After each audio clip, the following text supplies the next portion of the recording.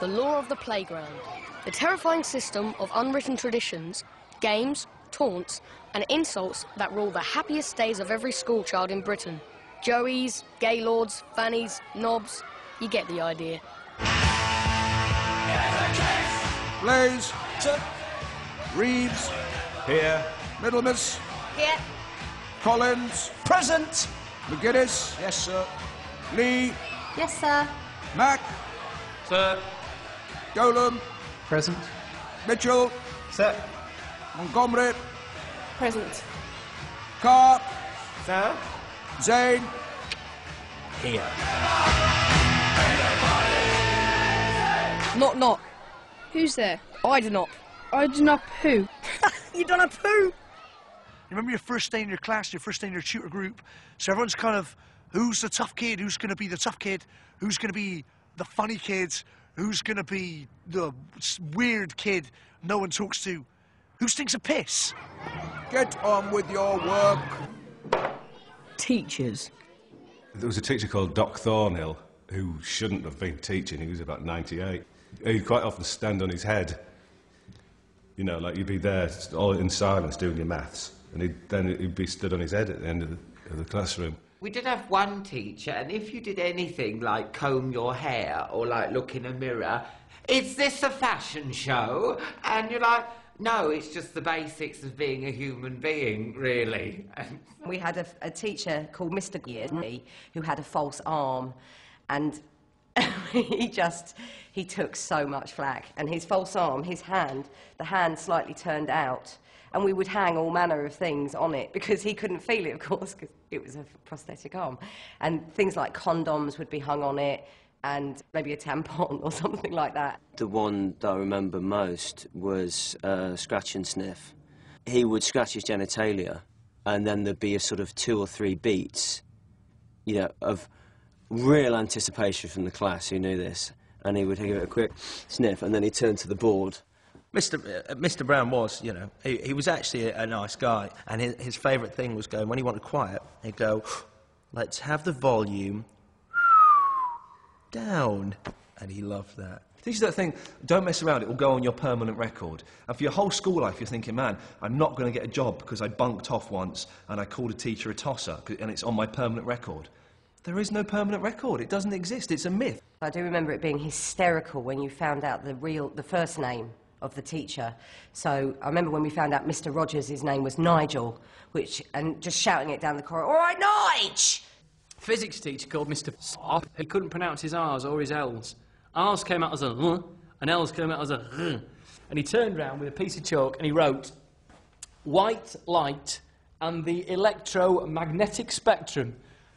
And then turned around and went, right, and the electromagnetic spectrum. He was a lovely man, but what a first lesson. And I respected him from that day forward because he nailed his colours to the fence there, didn't he? I think I was told about autumn every year from the ages of 4 to the age of about 11. You kind of think, you only know about autumn, don't you? You don't know all the wisdom of the world. You know there's evergreen trees and there's deciduous trees, and that's it. That's the sum of your knowledge. You told me about this years ago. I've got it. I'm fed up with drawing different leaves. I won't need this. Leave me alone.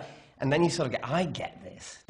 This school thing, it's not about education primarily. It's about somewhere to stick us all. Because you can't have us just running around the place. If it was just, OK, quickly, read, write, autumn, now come back and do your GCSEs, that wouldn't work for society.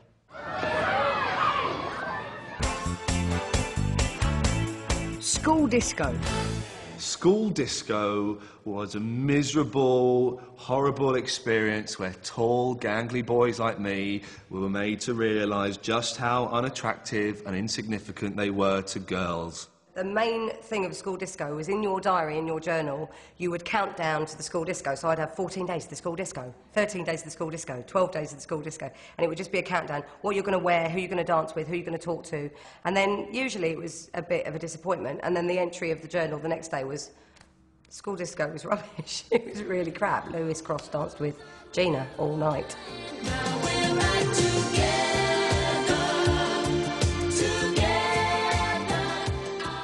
everyone turned up in waistcoats. Do you remember when Jason Donovan and Kylie Minogue, that's especially for you, everyone bought a waistcoat. Everyone was in a waistcoat, even the poor kids. I don't know where they got that waistcoat from, but they were wearing it. I can remember getting ready hours before I needed to. A little bit girly, but I did. And inexplicably, I still don't understand why I did it, I wore a waistcoat. A fat kid wearing a waistcoat. I was definitely going to pull.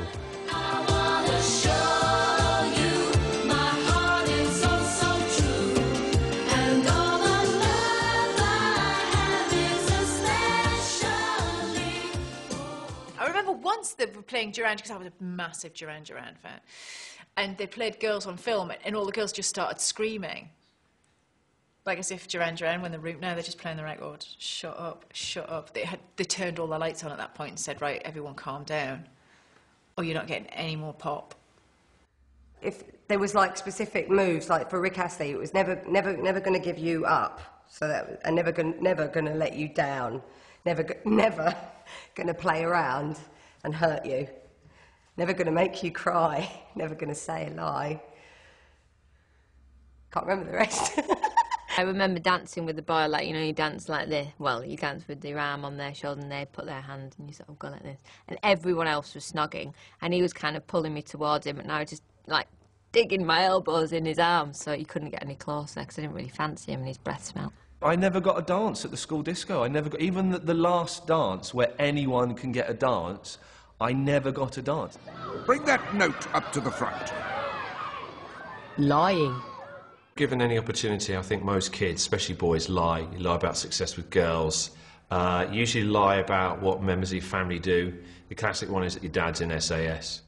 Basically, kids lied constantly. There was one guy at our school who said that he was the German BMX champion and that he owned a meat factory.